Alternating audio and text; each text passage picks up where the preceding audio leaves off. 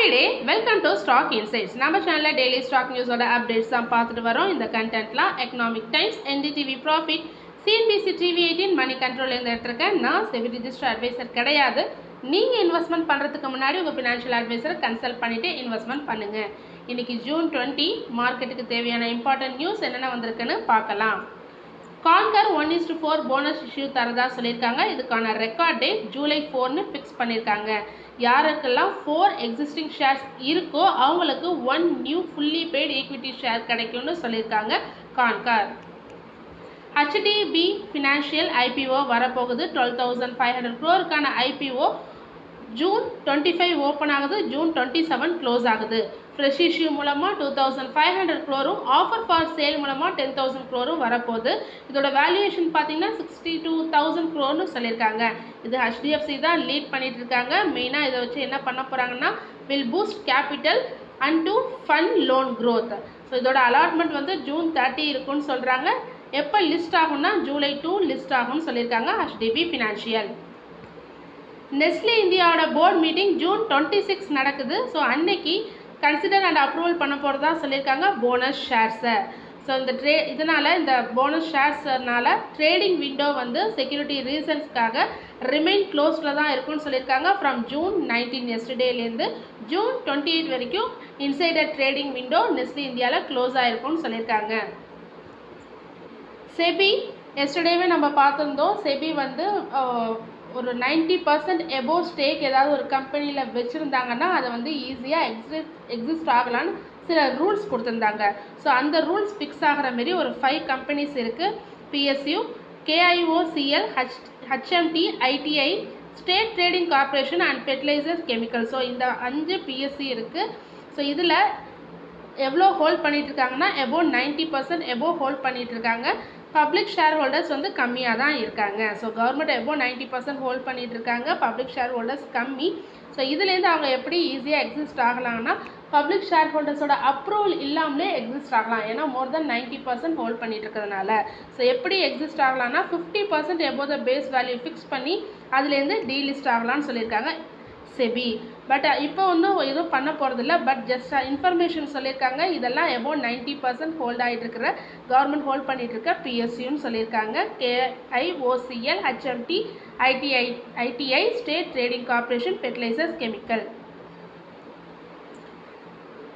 Aditya Birla fashion and retail லிமிடெட்லேருந்து demerger ஆக போகுது. Aditya Birla lifestyle brands இந்த டீமெர்ஜர் ஆகி June 23 BSEயில் லிஸ்ட் ஆக போகிறதா சொல்லியிருக்காங்க Aditya Birla fashion. ITD cementation ஒரு ஆர்டர் கிடச்சிருக்கு. 960 crore ஆர்டர் கேரளாலேருந்து ஒன்று கிடச்சிருக்கு. என்னென்னா Thiruvananthapuram international airport construction project, அது ஒரு ஆர்டர் கிடச்சிருக்கு.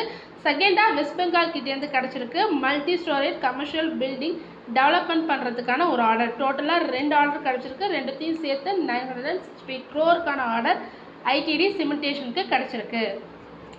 ஹிந்துஸ்தான் ஏரோநாட்டிக்ஸோட போர்ட் மீட்டிங் June 27 நடக்குது. அன்றைக்கி final dividend for the financial year 2025க்கு கன்சிடர் பண்ண போகிறதா சொல்லியிருக்காங்க. அப்படி கன்சிடர் பண்ணாங்கன்னா இது வந்து செகண்ட் டிவிடெண்டாக இருக்கும். இந்த ஃபினான்ஷியல் இயர் 2025ல் ஆல்ரெடி இன்டரிம் டிவிடெண்டாக ₹25 per share பிப்ரவரியில் தந்திருக்காங்க ஹிந்துஸ்தான் ஏரோநாட்டிக்ஸ். பிரிகேட் ஆஃபீஸ் பிராண்டான பஸ் ஒர்க் ஒரு நியூ ஆஃபீஸ் ஓப்பன் பண்ணியிருக்காங்க ஹைடெக் சிட்டி ஹைதராபாத்தில். அது 24,000 ஸ்கொயர் ஃபீட்டுக்கு அது இப்போ லீஸ் கொடுக்க போகிறதா சொல்லியிருக்காங்க. எந்த கம்பெனிக்குன்னு பார்த்தீங்கன்னா இன்ஃப்ளோர் இந்தியா கம்பெனிக்கு இந்த லீஸ் கொடுக்க போகிறதா சொல்லியிருக்காங்க. இது மூலமாக Buzzworks is growing in ஹைதராபாத்னு சொல்லியிருக்காங்க. ஸோ ஹைதராபாத்தில் இப்போ Buzzworks backed by Brigade offices இப்போ க்ரோ ஆகிட்டு இருக்கிறதா சொல்லியிருக்காங்க ஹைதராபாத்தில். ஏரோஃப்ளெக்ஸ் இண்டஸ்ட்ரீஸ் எக்ஸ்டர்டே இன்க்ரீஸ் ஆகிருக்காங்க. 17.9% வரைக்கும் இன்க்ரீஸ் ஆகிருக்காங்க. ₹206 வரைக்கும் போயிருக்காங்க BSEயில். டியூ டு ஹெவி வால்யூம்னாலையும் ஸ்ட்ராங் டெக்னிக்கல் மொமெண்டம்னாலையும் எக்ஸ்டர்டே இன்க்ரீஸ் ஆகிருக்காங்க. So this was backed by veteran investor Ashish Kacholia. Oil ப்ரைஸஸ்லாம் இப்போ இன்க்ரீஸ் ஆகிட்டுருக்கு. எதனாலன்னு பார்த்தீங்கன்னா ஈரான் இஸ்ரேல் ட்ரேட்னால இன்க்ரீஸ் ஆகிட்டுருக்கு. லாஸ்ட்டு 7 டேஸாக இது போயிட்டே இருக்குது ஈரான் இஸ்ரேல் வார். ஸோ அதனால் பிரெண்டோட க்ரூட் வந்து 1.4% வரைக்கும் இன்க்ரீஸ் ஆகிருக்கு. யூஎஸோட க்ரூட் ஆயில் வந்து 7% வரைக்கும் இன்க்ரீஸ் ஆயிருக்கு. இது யாருக்கெல்லாம் குட் நியூஸ் பார்த்தீங்கன்னா ஆயில் செல்லர்ஸ் எல்லாருக்குமே இது ஒரு குட் நியூஸ். பட் யாரெல்லாம் கன்சியூம் பண்ணுறாங்களோ அவங்களுக்கு இதெல்லாம் bad news. US private equity ஃபேமான டிபிஜி செல் பண்ண போகிறதா சொல்லியிருக்காங்க 6% ஸ்டேக்கை. எதுலன்னா சாயில் லைஃப் சயின்சஸில். இது பிளாக் டீல் மூலமாக தான் நடக்க போகுது. இது மூலமாக $102 million ரைஸ் பண்ண போகிறதா சொல்லியிருக்காங்க. இதுக்கான floor price 710 per share. So last trade ப்ரைஸ்லேருந்து 2.5% பிலோன்னு சொல்லியிருக்காங்க. ஸோ இதுக்கு யார் அட்வைசர்ஸ் பார்த்தீங்கன்னா ஐஏஎஃப்எல் கேபிட்டல் அண்ட் ஜெஃப்ரீஸ் தான் அட்வைசராக இருக்காங்க. கரண்ட்டாக இப்போ எவ்வளோ ஸ்டேக் வச்சுருக்காங்கன்னா டிபிஜி வந்து 24.73% ஸ்டேக் இன் சாயில் லைஃப் சயின்சஸில் ஹோல்ட் பண்ணிகிட்ருக்காங்க. ஆர்பிஐ நியூ ரூல்ஸ் கொண்டு வந்திருக்காங்க ப்ராஜெக்ட் ஃபினான்ஸ்ன்றது. இது எப்போலேருந்து ஸ்டார்ட் ஆக போகுதுன்னா October 1, 2025 ஸ்டார்ட் ஆக போகுதுன்னு சொல்லியிருக்காங்க. ஸோ என்னன்னு பார்த்தீங்கன்னா இப்போ ஏதாவது ஒரு ப்ராஜெக்ட் வந்து கன்ஸ்ட்ரக்ஷன் ஃபேஸ் போயிட்டு இருந்ததுன்னா ஸோ இந்த ப்ராஜெக்ட் போயிட்டுருக்கிற நேரத்துலேயே ஒரு சேஃப்டி பஃபராக அந்த லோன் அமௌண்ட்டில் 1 to 1.5% லோன் வந்து சேஃப்டியாக பேங்க்ஸ் வந்து தனியாக எடுத்து வச்சுருவாங்க. எதனாலனா இந்த ப்ராஜெக்ட் வந்து அந்த லோன் அமௌண்ட்டுக்குள்ளே கம்ப்ளீட் பண்ண முடியலன்னா அதுலேருந்து ஒரு பங்கு எடுத்து வச்சுருவாங்க. ஸோ இந்த ப்ராஜெக்ட் எதுக்கும் டிலே ஆகாமல் இருக்கணும், ஃபெயில் ஆகாமல் இருக்கணுன்றதுக்காக கடைசி நேரத்தில் இந்த 1 to 1.25% கொடுத்து ஹெல்ப் பண்ணுறதுக்காக they will keep it aside. So அந்த ரூல் தான் October 1 அமலுக்கு வரப்போகிறதா சொல்லியிருக்காங்க ஆர்பிஐ. இந்தியா வந்து 15th மோஸ்ட் பாப்புலர் கண்ட்ரியாக இருக்குது இந்த வேர்ல்டில் ஃபார் ஃபாரின் இன்வெஸ்ட்மெண்ட்டுக்கு. ஸோ ஈவன் தோ இந்தியா வந்து லெஸ் மணி தான் இன்வெஸ்ட்மெண்ட் பண்ணிகிட்ருக்காங்க. $27.6 billion தான் இன்வெஸ்ட்மெண்ட் பண்ணியிருக்காங்க 2024. ஸோ கம்மியாக இருந்தாலும் அவங்க 15th பிளேஸில் இருக்காங்க. இன் 2023 இந்தியா 16th பிளேஸில் இருந்தது. இப்போ 2024 15th பிளேஸ்க்கு இம்ப்ரூவ் ஆகி வந்திருக்கு. அது மட்டும் இல்லாமல் க்ரீன்ஃபீல்டு இன்வெஸ்ட்மெண்ட்டில் இந்தியா 4th பிளேஸ் வைக்கிறாங்க. ஜேபி மார்கன் கோல்ட் ப்ரைஸஸ் வந்து 4,000 per ounce ரீச் ஆகும்னு சொல்லியிருக்காங்க இன் மிட் 2026. தேர் எக்ஸ்பர்ட் லூயிஸ் ஆர்ஜன்ஸ் என்ன சொல்கிறாங்கன்னா சென்ட்ரல் பேங்க்ஸ்லாம் மோஸ்ட்லி இப்போ கோல்டை பை பண்ண ஆரம்பிச்சிட்டாங்க. ஏன்னா எந்த கரன்சிஸுமே மணி வந்து இப்போ ஸ்டேபிளாக இல்லை, அன்ஸ்டேபிளாக இருக்க கரன்சியோட வேல்யூ எல்லாம். ஸோ எல்லா சென்ட்ரல் பேங்க்ஸும் கரன்சிஸை வாங்குறதுக்கு பதிலாக கோல்டை வாங்க ஆரம்பிச்சிட்டாங்க. ஸோ கோல்டு வந்து இப்போ ஸ்டேபிளாக இருக்குன்றதுக்காக வாங்க ஆரம்பிச்சிட்டாங்க. So financial risk around the world போயிட்டுருக்கிறதுனால ஸோ குளோபல் லெவலில் கோல்டு வந்து ஸோ இம்பார்ட்டண்ட்டாக இருக்குது, ஸ்டேபிளாக இருக்குன்னு சொல்லி வாங்க ஆரம்பிச்சிருக்காங்க instead of currencies. Air India சில பிளேன்ஸ்லாம் செக் பண்ணியிருக்காங்க. ஏர் இந்தியா பிளேன்ஸை டிஜிசிஏ அதாவது directorate general of civil aviation check பண்ணியிருக்காங்க. சில பிளேன்ஸில் சேஃப்டி செக்ஸ் எதுவுமே நடக்கலைன்னு சொல்லியிருக்காங்க. ஸோ டிஜிசிஏ செக் பண்ணதில் சில பிளேன்ஸில் சேஃப்டி செக்ஸ் எதுவும் நடக்காமலே பிளேன் வந்து ஃப்ளை ஆகிருக்கு.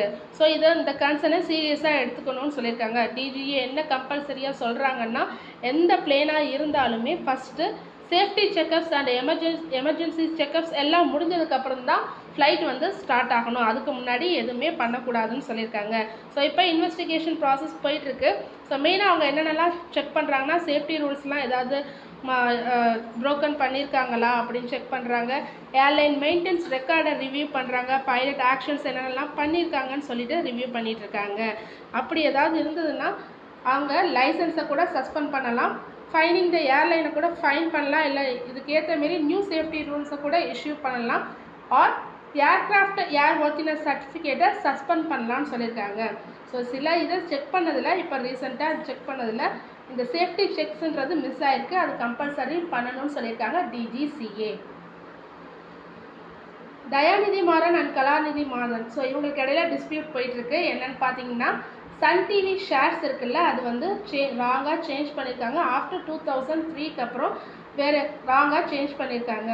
ஸோ இந்த ஷேர்ஸ் எல்லாம் 2003 முன்னாடி எப்படி இருந்ததோ அதுமாரியே வரணும்னு சொல்லிட்டு சன் டிவி ஓனரான கலாநிதி மாறனுக்கு நோட்டீஸ் அனுப்பிச்சிருக்காங்க தயாநிதி மாறன்றவங்க. ஸோ இதனால் இந்த லீகல் ஆக்ஷன்ஸ் வந்து போயிட்டுருக்கு. செகண்ட் டைமாக இந்த நோட்டீஸ் அனுப்பிச்சிருக்காங்க. Already first time October 2024 notice அனுப்பிச்சிருந்தாங்க. பட் எதுக்கும் அது ரிப்ளை வரல. இப்போ செகண்ட் டைமாக நோட்டீஸ் அனுப்பிச்சிருக்காங்க. ஸோ இப்போ எதுவும் நடவடிக்கை எடுக்கலைன்னா லீகல் ஆக்ஷன் எடுக்கப்படும் சொல்லியிருக்காங்க தயாநிதி மாறன்.